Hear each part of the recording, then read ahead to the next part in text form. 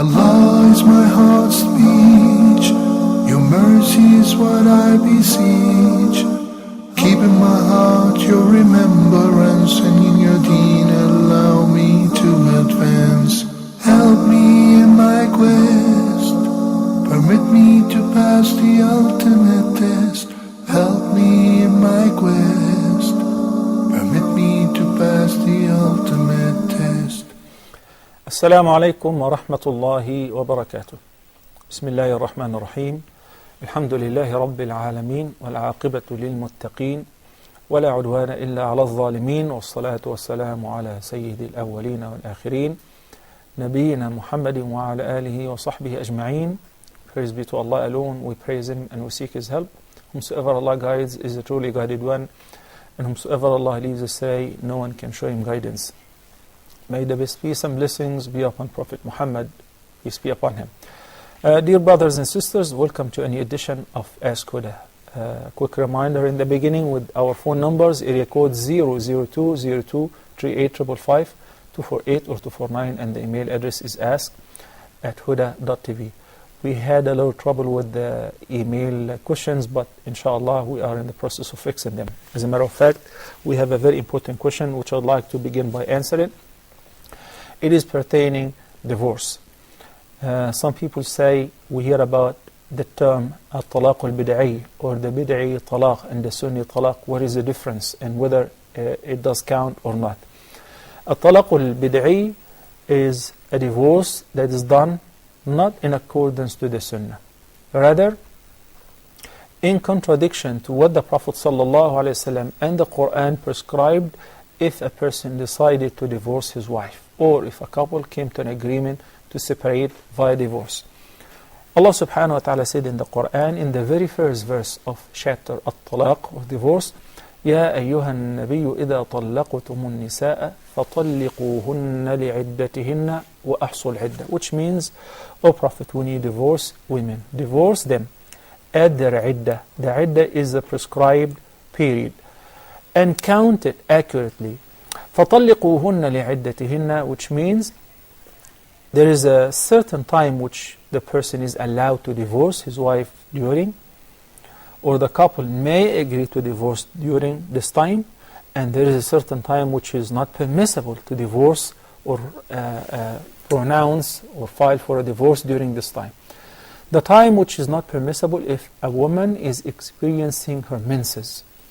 Look at the hikmah and the wisdom of Allah subhanahu wa ta'ala, because normally when a woman is going through the period, the menstruation, or experiencing the PMS, she's also going through hormonal changes, and she may get angry, and that may infuriate the husband, and if he does not keep in mind that it is not permissible to divorce her during this time, divorce will be widespread when they pick up a fight for a minor thing.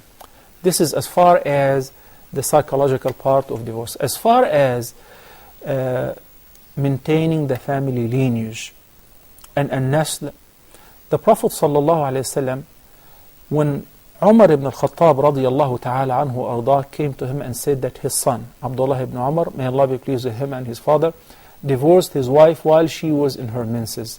He said, مُرْهُ فَلْيُرَاجِعْهَا حَتَّى تَطْهُرْ. Order him that he should return her back to his marriage life until she is in a state of purity after the menses. Then, afterward, if she experiences the menses and she is pure, if he wants to divorce her, then he may divorce her with one condition, before having an intimate relationship with her. And that explains to us the difference between the bid'i divorce and the sunni one. The bid'i divorce, or talaq, not in accordance with the sunnah, which is rejected, and the husband will be committing a sin if he were to divorce his wife during this time, if he divorces her while she is experiencing her menses, or after she finishes her menses, she is in a state of tuhr or purity, and he happened to have an intimate relationship with her. Why? Because there is a possibility that maybe she conceived. So the iddah which Allah subhanahu wa ta'ala prescribed as in the very first verse of Surah Al-Talaq, فَطَلِّقُوهُنَّ لِعِدَّتِهِنَّ is to maintain and to make certain that she is not pregnant. Allah subhanahu wa ta'ala said in Surah Al-Baqarah, وَالْمُطَلَّقَاتُ يَتَرَبَّصْنَ بِأَنفُسِهِنَّ ثَلَاثَةَ قُرُوءٍ. Let the divorced women wait before having the right to remarry or accept any marriage proposals. They must wait for 3 periods, 3 quru. Now whether the quru, which is plural of qur, is the menses or the period of tahara after the menses, the issue is during this iddah, which is either 3 quru, 3 periods, or 3 months if a woman does not experience the period anymore. During this time, if it is after the first or the second divorce, that's called reversible, revocable. The husband has the right to recall his wife back to his marriage life. Allah subhanahu wa ta'ala said, الطلاق مرتان فإمساك بمعروف أو تسريح بإحسان. One may divorce his wife once and the second time. And after the first and the second time, within the iddah, which is 3 quru, 3 periods, it is permissible for him to return her back to his marriage life. But after the iddah is over, then that would require, if it is after the second and the third and after the period is over, that would require her consent, an agreement of the wali, and a new dowry and a new marriage contract. If it was after the third divorce, then the third divorce is irrevocable, irreversible, and they will not be able to remarry once again حتى تنكح زوجا غيره, before she marries somebody else, as we spoke about this before repeatedly. So if somebody wants to divorce his wife and he found that she is in her period or having her menses, it is haram to divorce her during this time. And if she's not in the period, but he happened to have an intimate relationship, a complete sexual relationship with her during this time, he also is not permitted to divorce her during this time, which makes the process, which slows down the process of divorce and gives them a respite and gives them a chance to reconcile. This is a great divine wisdom. Then afterward, Allah subhanahu wa ta'ala said, لا تخرجوهن من بيوتهن ولا يخرجن إلا أن يأتين بفاحشة مبينة. During the iddah, which is the 3 quru, it is not permissible to kick them out of their houses, which initially are owned by their husbands. They are divorced, but she must stay in that house in an attempt to reconcile once again, perhaps seeing each other on regular basis, day and night, during the 3 months or the 3 periods. That would encourage them to resume their marriage life and so on. So the Islamic way of divorce is prescribed by Allah subhanahu wa ta'ala, and if one does other than that, that's called bid'i, against the sunnah, not in order with the sharia. The big question now, whether this divorce count or it does not. The vast majority of the Muslim jurists, Abu Hanifa, Shafi'i, Ahmed, Malik, are of the view that if somebody divorced his wife while she is in her menses, or divorced her 3 times at once, such as saying, you're divorced, you're divorced, you're divorced, or such as the Arab normally say, you're divorced 3 times. That's called talaqun bid'i. That's an innovation. And that's a major sin that the husband has committed, and he has to seek forgiveness from Allah and repent. But does it count? Does it count? Okay, the vast majority of the fuqaha are of the view that yes, it does count. And that's a divorce while the husband is a sinner. Shaykh al-Islam ibn Taymiyyah and a few others are of the view that since it is bad'i, it does not count. The more right view in the light of the evidences is the view of the vast majority of the fuqaha. Wallahu ta'ala a'la wa a'lam. Assalamu alaikum wa rahmatullahi wa barakatuh. Salma out of Egypt. Assalamu alaikum. Wa alaikum salam wa rahmatullahi wa barakatuh. I have a question on anger, and I'd like to know what we can do for anger, both when we get angry and when we feel generally angry and frustrated in life. Okay. That's all. Thank you. You're most welcome. Thank you. Masalam. Alaikum assalam wa rahmatullahi wa barakatuh. Let's take Salma's question about anger because of its importance. Then I'll resume, inshallah, with the rest of the pending questions and emails. Anger management. Does Islam have anything to say about that? Of course. What is the opposite of anger? Tranquility and calmness, which is stemming from patience. The Prophet ﷺ spoke enough about the merits and the virtues of patience, to the extent that in one hadith he said that half of faith is patience. Half of Iman is patience. If one has patience and he is patient, then he has perfected 50% of his faith. Allah subhanahu wa ta'ala in the Quran repeatedly encouraged us to endure things patiently, whether the divine decree, whether the calamities, whether what hurts us. And he said, وَبَشِّرِ الصَّابِرِينَ, give glad tidings to the patient ones, and so on. I mean, this is something that we can discuss for an entire program, for a whole series, as-sabr or patience. And he said, sallallahu alaihi wasallam, in one hadith, وَالصَّبْرُ ضِيَاء. Sabr is light, but it is light with heat. وَالَّذِي جَعَلَ لَكُمُ الشَّمْسَ ضِيَاءً وَالْقَمَرَ نُورًا. Because the moon provides us with light, but without heat, while the sun provides us with light, accompanied with heat. So a sabr is a source of light. It provides us with light. It sheds life in our lives, but it requires strength. And that's why it is accompanied with heat in it. A man once came to the Prophet ﷺ and said, Ya Rasulullah, awsini, advise me. He said, La taghdab, do not get angry. He said, what else? He said, La taghdab. He repeated the same advice. And the third time he said the same thing. That was all the answer of the Prophet ﷺ to this very important question. He could tell the nature of the questioner and what he needed most, or also the circumstances and what the ummah needs at the time most.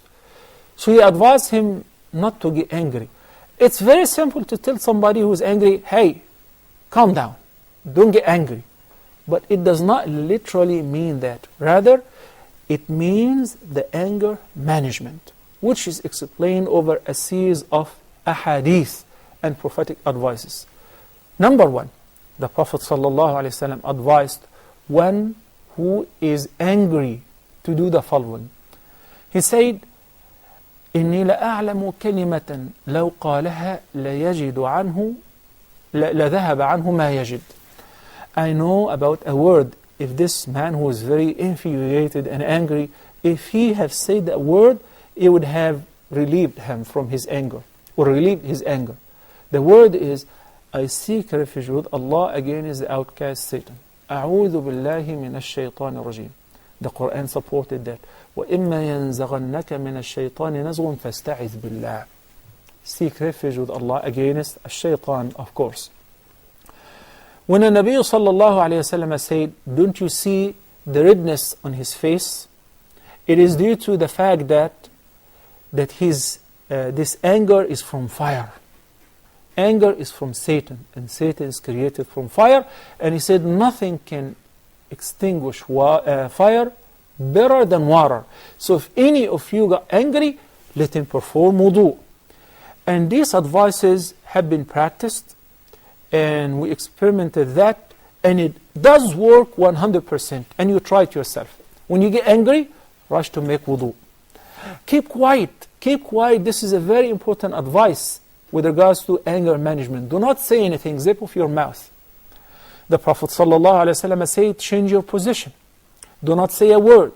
If you're sitting down, stand up. If you're standing, sit down. Or depart the place which infuriated you or angered you. Do not have confrontation with the person who made you angry, lest it might deteriorate. It might get you sucked into something worse than just talking, into actions. And many people, most of divorce cases, the person says, I was angry. And if you examine all the homicide and the murder cases, the person will say that he made me angry. I was angry at him. So if the person avoids falling into the state of anger, most of the crises and the crimes will be eliminated. And if the person happens to be angry because anyway we have to get angry, the Prophet ﷺ would never get angry unless if any of the hudud of Allah subhanahu wa ta'ala have been violated. If any of the prohibitions of Allah have been broken or violated, at that the Prophet ﷺ would get angry. But even when people insulted him personally and assaulted him and cursed him, and Nabi ﷺ was always calm. طيب, let's take a few phone calls and I will resume with the anger management inshallah. Salam. Salih from Switzerland. Assalamu alaikum, Salih. Assalamu alaikum, Sheikh.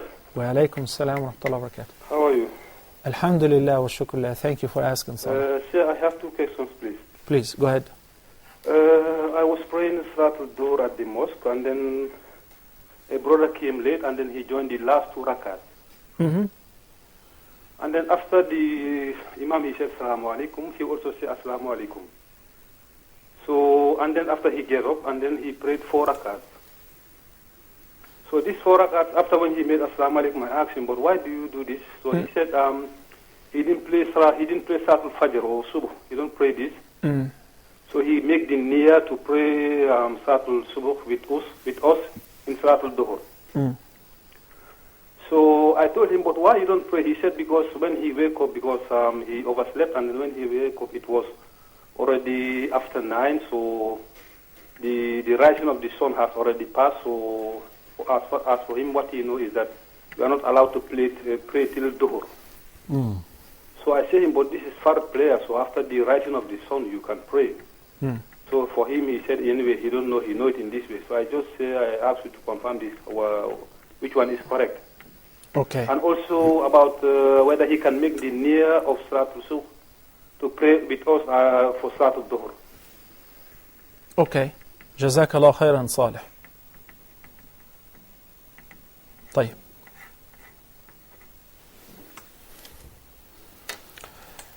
When the person examines the cases and experiences of others, like somebody who got angry and he shot somebody dead. So he says, you know what? I would rather not carry a pistol or a concealed handgun. Why? Because I know myself. If I get angry, I may grab the gun and pull the trigger. So he decided not to carry a gun in order not to get involved into a murder, because he gets angry. He knows that he gets angry. Today I have a conversation with a couple or with a person who got divorced. Why? Because they both were very angry. Afterward, after a chaos and a collapse, they realized that they were both angry and so on. So we have seen many cases like that.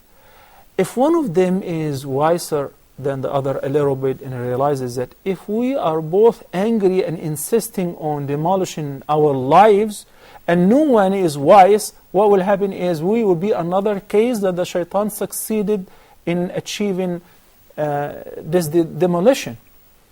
But when we hear about other cases and realize that it's all from a shaitan, the Prophet ﷺ said, إِنَّ الشَّيْطَانَ يَجْرِي مِنَ ابْنِ آدَمْ مَجْرَى الدَّمِ مِنَ الْعُرُوقِ.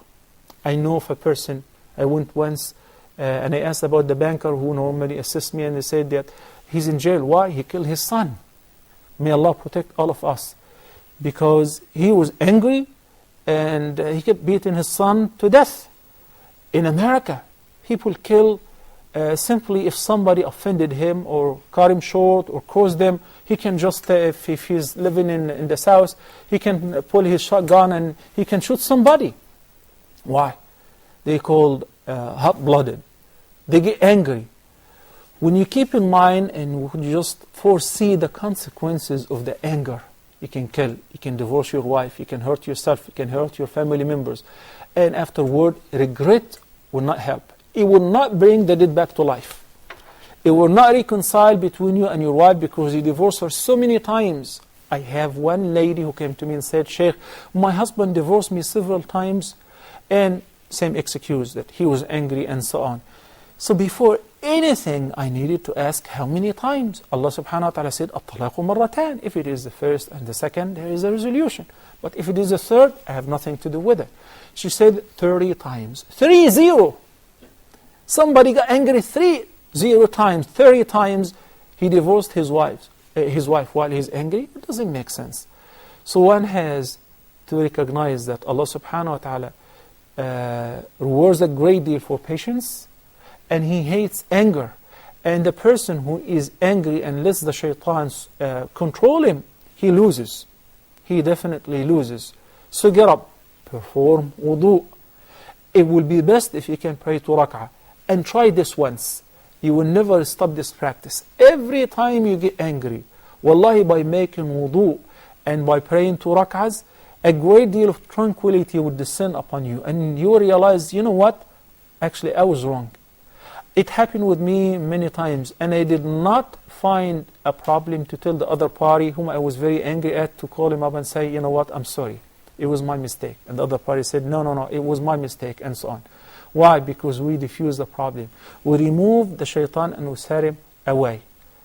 If this is the case, and everybody knows how to resolve this problem and avoid anger in the first place, and manage it in case that we fall into the condition of anger, then inshallah Azza Jal will avoid its consequences. May Allah guide us to its best. Abrar from KSA, Assalamu alaikum. Wa alaikum salam wa rahmatullahi wa barakatuh. How are you, Abrar? Alhamdulillah, I'm fine, thank you. How are you doing? Very good, alhamdulillah, shukran. Alhamdulillah. May Allah bless you with Jannat al-Firdaus. Ameen. And you too, Abrar. Sheikh, I have 3 questions. One question is, when during Hajj now, when the slaughtering happens, what happens is that there's a certain place where you go to slaughter the sheep or the goats. And once you get there, there are certain people who are standing there to slaughter your whatever animal you're bringing in. And there are masakin standing right in front. But the new rule is, or they don't give the slaughtered animals to the masakin in front.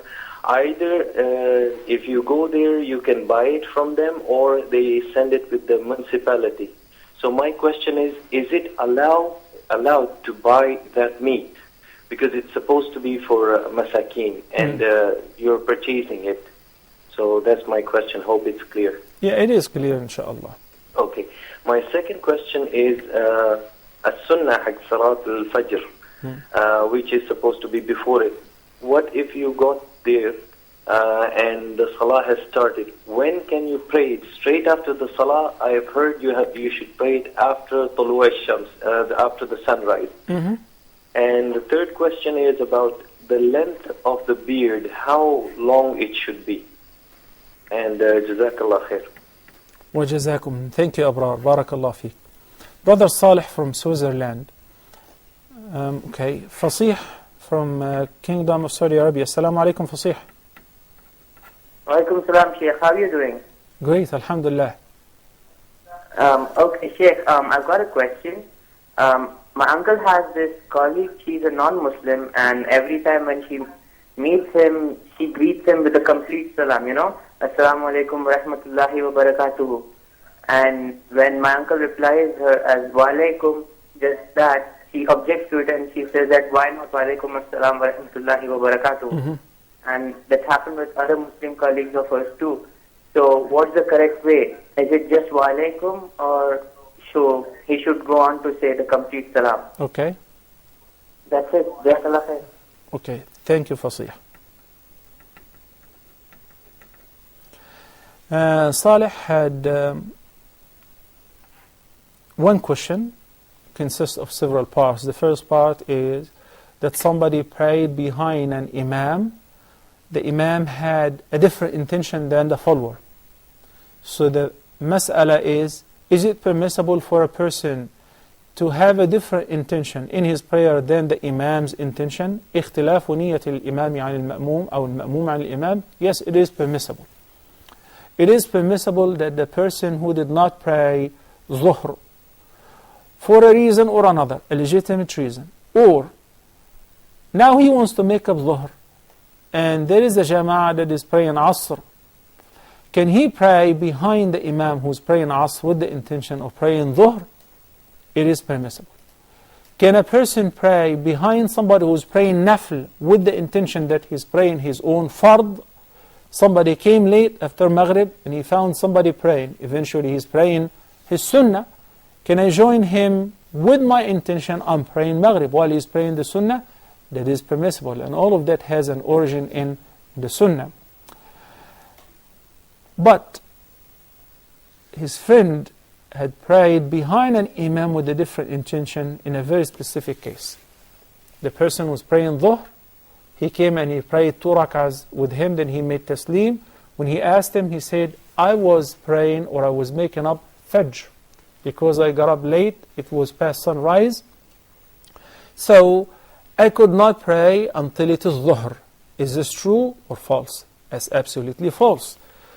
And brothers and sisters, we have to have the least amount of fiqh, the understanding of our deen pertaining the namaz, the prayers, the fasting, the zakah, and the hajj. Because every person, every Muslim, every ordinary Muslim must perform these ibadat, especially the salah. So the person must be fully aware of how to offer the prayer, its times, al-qasr, al-jam', shortening and combining, making up the missed prayers, the nawafil, awqatul karaha, the dislike times to offer voluntary prayers, and sujood al-sahw. And it's not a big deal. You can learn all of that in a couple of days. With regards to what happens if you get up and you found that it's already sunrise, the time for Fajr is already out. It happened with the Prophet ﷺ. They were returning from one of the battles. They were so tired and exhausted, so they went to rest, and he asked Bilal ibn Rabah to wake them up for Fajr. Bilal ibn Rabah himself rested his back against the camel, and he overslept. Nothing awakened them but the sunlight, sun ray. So the Prophet ﷺ got up. He was, of course, a little upset because he asked Bilal to awaken them. But Bilal said, Ya Rasulullah, whatever happened to you happened to me. I too overslept. So Nabi ﷺ ordered them to call adhan, iqama, and he led them in jama'ah, and he prayed Fajr. And that was after sunrise. When we say there are certain times during the day which is disliked to offer any prayer, it's not any prayer, rather any voluntary prayer, any prayer which is not required. Somebody got up and it's already sunrise, can I pray Fajr? It's already permissible because that's a fard prayer, it's already a fard prayer. Asr, between after Asr namaz and until Maghrib, one of the times of karaha, it is disliked to offer any unnecessary or voluntary prayers. Okay, but I'm making up my fard. Can I? Not only that, you can also make up the sunnah, the nafl, which you missed. Once a Nabi sallallahu alaihi wasallam was praying after Asr. So Salama, may Allah be pleased with her, one of the mothers of the believers, said, Oh Messenger of Allah, I thought you said that you're not allowed to pray after Asr until sunset. He said, yes, but these are the 2 rak'ahs, the sunnah of Dhuhr. I was kind of busy, I forgot about them, so I am making them up. So if you get up at Fajr in the morning past sunrise, you should still pray Fajr. Now, Abrar had a question related to this also, which is, if you enter the masjid at Fajr and the Imam has started the prayer, he did not get to pray the 2 sunnah before Fajr, which is a confirmed sunnah, mu'akkada, an emphatic sunnah. What do? Do you pray them right after Fajr, even though this time is disliked, or you wait until past sunrise, 15 minutes past sunrise? Both are okay. And if you pray them right after Fajr, that's a prayer that has a reason. And I guess I just mentioned the hadith of Salama. May Allah be pleased with her. I guess we have another phone call. Assalamu alaikum. Najib from the KSA. Assalamu alaikum. Wa alaikum assalam wa rahmatullahi wa barakatuh, Sheikh. Sheikh, I have 2 questions. Please go ahead. One is regarding the property distribution.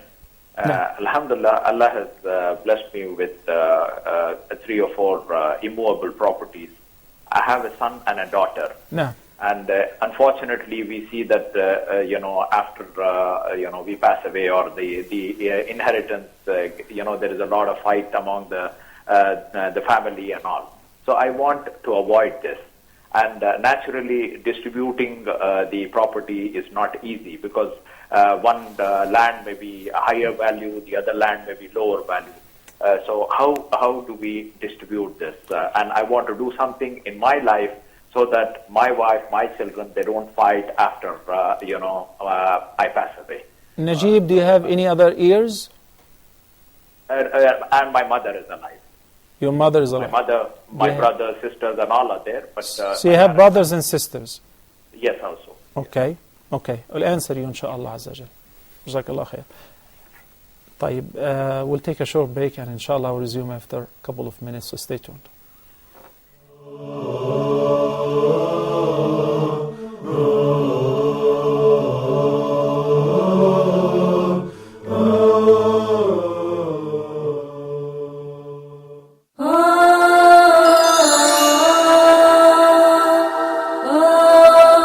In your standpoint of view, are there specific or certain criteria to choose your spouse or a partner, to marry or not to marry? Maybe that's the question. Do we revise the quality of performance of our treatment between the family members as fathers or mothers?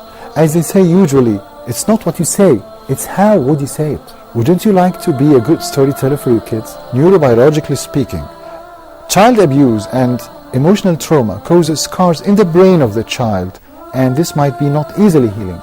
What's the exact job description of a father?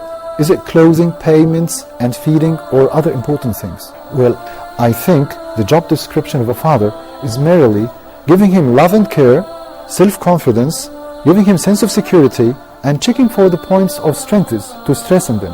What about potty training and its planning? Oh yeah, actually, it's a state, it's a condition. Fatherhood is not a body or a person, it's a state. Are you a good or skillful designer for the policy and the long-term plans of the life of your kids? Join us every Wednesday for family issues.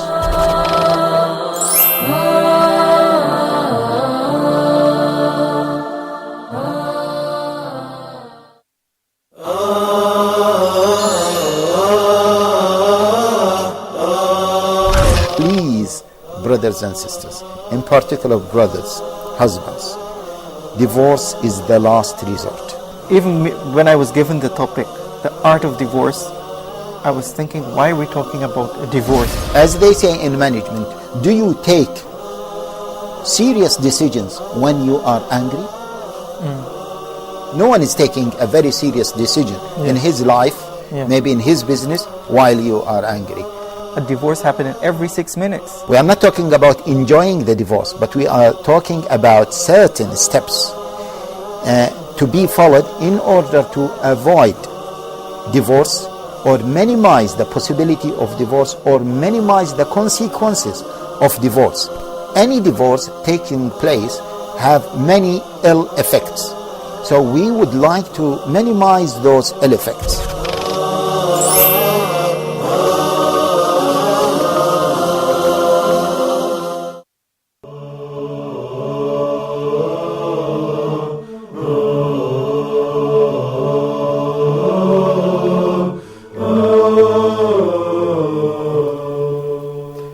Assalamu alaikum wa rahmatullahi wa barakatuh.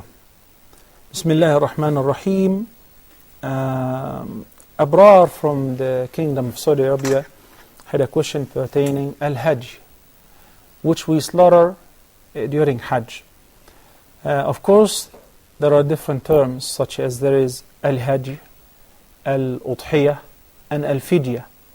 Al-Hajj is the animal which is slaughtered if the person is performing Hajj al-Tamattu' or Hajj al-Qiran, meaning if he is performing Umrah and Hajj during the month of Hajj, which is Dhul Qa'dah, Dhul Hijjah, and of course the first 10 days of the month of Dhul Hijjah.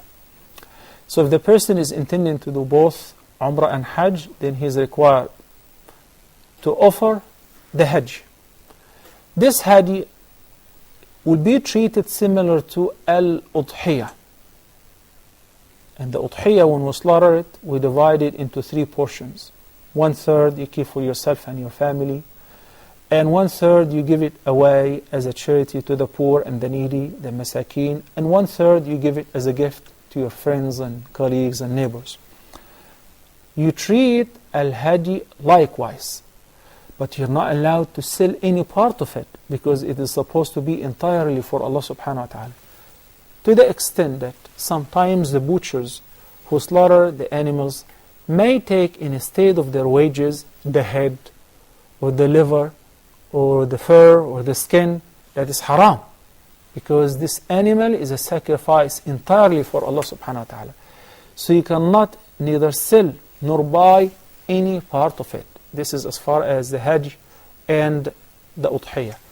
With regards to the fidya is entirely given to the poor, and accordingly you cannot buy nor sell any part of it.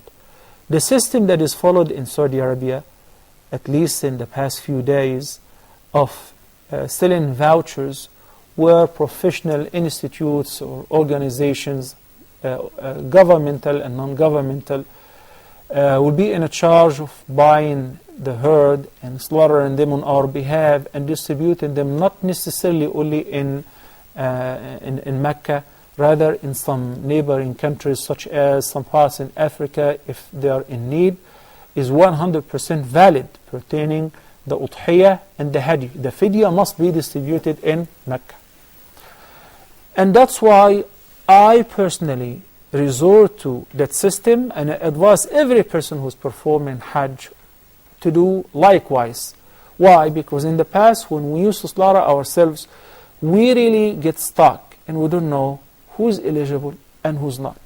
To the extent sometimes we slaughter our animals in order to practice the sunnah and leave them there. And that results in what you just mentioned, that the butchers or some who do not have honesty and amana may end up selling the meat to individuals or to restaurants or.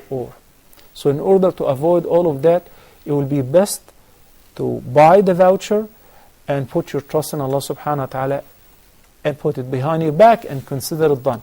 Unless if you know for sure there are certain families, if you are a local person and you know that there are some families who are in need, and if you slaughter this animal, it will be distributed instantly. Or if you are going with a caravan, they slaughter, distribute, and they eat themselves. In this case, that too is permissible, whatever is convenient. But you are not allowed to sell nor buy any part of the Hajj or the Fidya or the Udhiyah. Wallahu ta'ala a'la. Assalamu alaikum. Sister Shahida from KSA. Assalamu alaikum. Go ahead, sister. Yeah. I have 3 questions. Please. Yeah, my first question is actually, my mother died 2 days earlier. May Allah have mercy on her. I'm sorry to hear that, sister. Yeah, as a child, what can we do for her now? After she passed away, what shall I do for her now? Besides Sajda, how can I send her reward to her? Okay. And the second question is, from which age Salah is first on the child? Mm-hmm. From which age it first on the child? No? From which age they should play Salah compulsory on them. Okay. And the third question is, after the Tahajjud prayer, I used to pray with it. So, and after that, sometimes I used to recite Quran. So I want to ask you, actually, I want to know whether it is I should recite Quran before the Salah, or this should be the last ibadah. Okay. Jazakumullah khairan shahida, and sorry to hear about your mother's death. May Allah have mercy on her. Okay. Sister Imtiaz from KSA. Assalamu alaikum. Walaikum assalam. Chief, I have a 2-year-old daughter. Whenever I'm getting angry with her, she's also repeating the same, and she's also sometimes raising the hand. So please, can you give me advice how to deal with her? Who is she? 2 years old, 2 years, 3 months. Okay, so you're talking about... Oh, okay. You're talking about 2 years old, not a boxer. Yes, doctor. Sorry, yeah. Okay, your daughter. Yeah, my daughter. So if I am polite, she's not listening. I am getting angry, and she's also repeating. Imtiaz, just have fun with her, play with her, enjoy this time. This time is the best time of her age, so do not take it personal. She's not your competitor, you're not in a fight. Even if she raises her hand, you smile, you play with her, it's not a big deal. It's not really a problem. This reaction is instant, it's not really premeditated, nor intended, because she's only 2 years old. And may Allah bless you in her. And I have a friendly advice. If you have any problem with your child, dua and ruqyah. Just remember, when was the last time that you placed your palm on her forehead, even when she's asleep, and you kept reciting Quranic verses, Ayatul Kursi, the great ayah of the Quran, and Surah Al-Fatiha, and many of the adhkar and ad'iyah. That helps a great deal, inshaAllah Azza Jal. And once again, may Allah bless you in her, and may Allah guide her and make her calm. Okay, any other callers? Okay. Naam. Amita from Kingdom of Saudi Arabia. Assalamu alaikum. Hello, assalamu alaikum. Sheikh, I'm from India. I'm non-Muslim actually. But when I came in Saudi, I fall in love with one Muslim man, and he is from Egypt. But I have something to tell you about, and he loves me, and me also love him. But he is taking more doubts about me. What should I do for him? What do you mean he's taking more doubts about you? I'm not. You're not clear. Okay, I'm sorry. And whenever my phone is engaged, he is thinking that I'm talking with another man. Or whenever I talk on duty with another person, he's just thinking that I have some relation. Are you still Hindu? Have you accepted Islam yet? I'm Christian. You're Christian, okay. And you guys are planning to get married? Yeah, he promised me that he will marry, but I don't think so. Now he is in Egypt, and he is not caring. How did you get to know him? Huh? How did you get to know him? He also worked before in Saudi. We worked together. Okay. Anita, did you ever consider accepting Islam, or did you think about it? Have you ever talked about it? I think about it, and I just think, and I told him many times, if it is like this, I'm planning to be Muslim. And every day I see Huda TV, and I'm really thankful to God that I just get something new knowledge about the Islam. Excellent. I'm glad to hear that. Inshallah Azza Jal, of course I will answer your question pertaining that jealousy feeling that he has. This is typical for the Arab, of course. But my main concern now, Anita, since you called in, and you've been following Huda TV and so on, I guess you have been living and working around Muslims, and you have the chance to get a closer look and experience what Islam is all about. I believe it is your chance and opportunity to get closer to Allah, recognize your true Creator, recognize His rights upon you, and turn to Him with gratitude and believe in Him alone. All your problems, inshallah, will be solved. And I have a feeling, I have a very, very strong feeling that inshallah Allah will guide you and open your heart to accept Islam. And inshallah you will have a happy life with your new life mate. But please consider my advice tonight before tomorrow, because life is very, very short. Some people keep contemplating the idea and they say, I'm thinking about it, I'm considering it. Maybe one day, but you never know whether this one day will come or not, and you never know whether I will live until this one day which I'm expecting will come or not. Seize this opportunity, and tonight, please, Anita, even if you have any questions in order to help you make the decision, I'll be more than happy to assist you if you take my number from the control. Thank you. Jazakumullah khair. Khurshid from the United Arab Emirates. Assalamu alaikum. Wa alaikum assalam wa rahmatullahi wa barakatuh. How are you, Sheikh Salah? Great, alhamdulillah wa shukrullah. Sheikh Salah, my question is for Amana. Hello? Yeah, I hear you. What about it?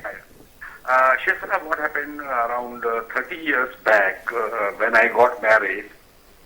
So one gold set my mother has given to me, and I kept with my sister, elder sister. Mm-hmm. And after 28 years, when I got married of my son, So I need it back from her.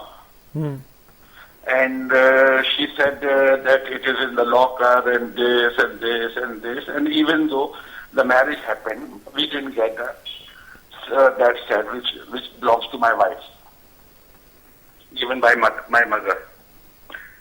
When I came back to Dubai, my brother-in-law called and said that that set has been stolen from the house. I said, fine, you should tell me before. Now you are saying, okay, no problem, I don't want anything, leave it on Allah. So I cannot have a bad relation with my sister. Naturally, I cannot leave her as well as my wife. I have to listen her. So in the light of Quran and Sunnah, you tell me what I should do. Should I leave it to my sister and just say leave it to Allah? Or what I can do? Because my wife is not ready. She is very religious. And she's saying that leave it on Allah. I don't want. This is not my set which my mother-in-law has given to me. MashaAllah, Brother Khurshid, you have a very strong memory. You remember that you deposited an amana with your sister 30 years ago. Yeah. And the main problem is what, Ya Sheikh Salah, my daughter is in the house of my elder sister's son married. And she's in that house. Oh, okay, I see. Okay, I got it. I perfectly understand where you're coming from. Harder. Yeah, so just I want to know that in the light of Quran and Hadith, what I should do. Okay. Shukran. Jazakallahu khairan, Khurshid.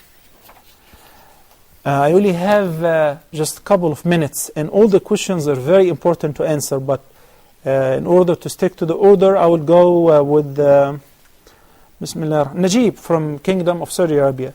He had a question pertaining inheritance. He said, mashallah, he has one son and one daughter. And I asked him, he said he also had have his mother.